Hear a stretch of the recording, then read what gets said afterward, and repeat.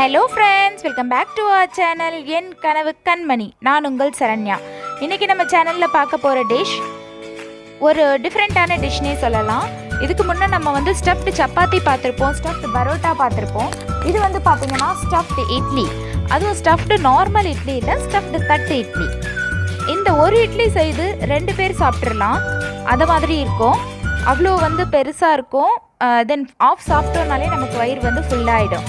Next பார்த்திங்கன்னா இதுக்குள்ளே நிறைய ஸ்டஃப்பெல்லாம் வச்சு செய்யலாம். நான் நார்மல் ஆனியன் வச்சு செய்திருக்கேன். இது நான் வெஜிடேரியனாக நீங்கள் இருந்தீங்க அப்படின்னு சொன்னால் உள்ளே சிக்கன் ஸ்டஃப் பண்ணிக்கலாம், இல்லை ஃபிஷ் ஸ்டஃப் பண்ணிக்கலாம், ப்ரான் ஸ்டஃப் பண்ணிக்கலாம். அது மாதிரி என்ன நான்வெஜ் உங்களுக்கு பிடிக்குமோ அதில் கிரேவி செய்து இந்த இட்லிக்கு மிடலில் ஸ்டஃப் பண்ணிக்கலாம். வாங்க நம்ம வீடியோக்குள்ளே போய் இந்த தட்டு இட்லி எப்படி செய்கிறதுன்னு பார்த்துருவோம். ஃபஸ்ட்டு ஒரு பேனில் ஆயில் விட்டுக்கோங்க. ஆனியன் கட் பண்ணி வச்சுருக்கேன். நான் அந்த ஆனியன் அதில் போட்டுடுறேன், கருவேப்பிலையும் சேர்த்து போட்டுடுறேன். நான் வெறுமனே ஆனியன் ஸ்டஃப் தான் பண்ண போகிறேன். அதனால் நான் வெறும் ஆனியன் எடுத்திருக்கேன். போட்டதுக்கப்புறம் நல்லா மிக்ஸ் பண்ணி விட்டுக்கோங்க. ஆனியன் நல்லா வேகணும். இப்போ நம்ம என்ன பண்ணலாம், ஆனியனுக்கு தேவையான அளவு உப்பு போட்டுடலாம். உப்பு பார்த்து போடுங்க, ஏன்னா மாவுலேயும் நம்ம உப்பு போட்டிருப்போம். ஸோ நிறைய ஆகிடக்கூடாது. உப்பு போட்டுட்டு லைட்டாக மிக்ஸ் பண்ணி விட்டுடுங்க.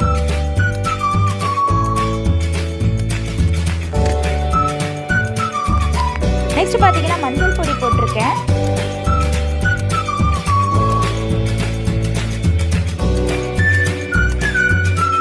மிளகாய் பொடி கொஞ்சமாக போட்டுக்கலாம், காரத்துக்கு தகுந்த மாதிரி போட்டுட்டு எல்லாத்தையும் நல்லா மிக்ஸ் பண்ணி விட்டுடலாம். இதில் உங்களுக்கு வேற சிக்கன் வேணும்னாலும் ஆட் பண்ணிக்கோங்க,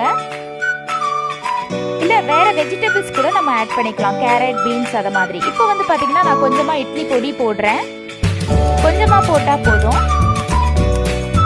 இதை நல்லா மிக்ஸ் பண்ணி விட்டுடணும். இப்போ இது ஸ்டவ் நமக்கு ரெடி ஆகிடுச்சு. ரொம்ப ப்ரௌன் ஆக வேண்டாம், ஸ்டவ் ஆஃப் பண்ணிடலாம். இப்போ ஸ்டவ் பற்ற வச்சு இட்லி பாத்திரத்தில் தண்ணி விட்டு வச்சிடலாம். நம்ம அந்த தட்டு இட்லிக்கு ரெடி பண்ணுறதுக்குள்ளே இந்த தண்ணி கொதிச்சிடும். இப்போ நான் இது எனக்கு இடியாப்பத்துக்காக கொடுத்த தட்டு. இது இல்லைன்னா நார்மல் தட்டு ஏதாவது இருந்தால் கூட நம்ம இட்லி பாத்திரத்தில் வச்சு இது மாதிரி செய்து வச்சுக்கலாம். இது கொஞ்சம் ஓட்டையாக இருக்கிறனால கொஞ்சம் மாவு கீழே வர சான்சஸ் இருக்குது. பட் ரொம்ப வராது, லைட்டாக புள்ளி புள்ளியாக வந்துடும். இப்போ இதுக்கு மேலே பார்த்தீங்கன்னா நம்ம ஃபுல்லாக மாவு ஊற்றி நம்ம தோசை கல்லில் நம்ம தோசை சுடுறதுக்காக மாவு பரப்பி விடுவோம் இல்லையா, அது மாதிரி இதில் ஊற்றி நல்லா ஃபுல் பிளேட்டும் கவர் ஆகிற மாதிரி ஊற்றிக்கணும். ஸ்ப்ரெட் பண்ணி விட்டுடணும். இதுக்கு மேலே பார்த்தீங்கன்னா நான் எடுத்து வச்சுருக்க இட்லி பொடி போட்டுக்கிறேன். ஒரு நாள் உங்களுக்கு நான் இந்த இட்லி பொடி எப்படி செய்கிறேன் அப்படின்றத ஷேர் பண்ணிக்கிறேன் உங்கள் கூட. இதுக்கு மேலே பார்த்தீங்கன்னா நம்ம ஆனியன் ரெடி பண்ணி வச்சுருக்கோம் இல்லையா, அதை ஃபுல்லாக ஸ்ப்ரெட் பண்ணி விட்டுருக்கோம்.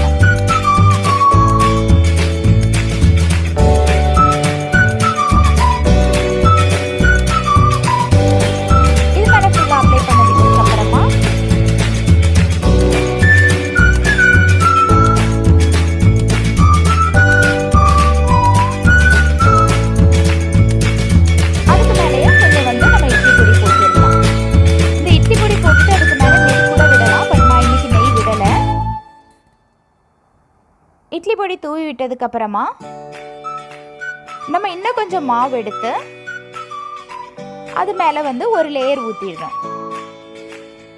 அப்போ தான் பார்த்தீங்கன்னா கீழே ஒரு லேயர் மாவு இருக்கும். அதுக்கு மேலே நம்ம ஸ்டஃப் பண்ண வெஜிடபிள்ஸோ இல்லை நான்வெஜ் கிரேவியோ இருக்கும். அதுக்கு மேலே ஒரு லேயர் இட்லி இருக்கும்.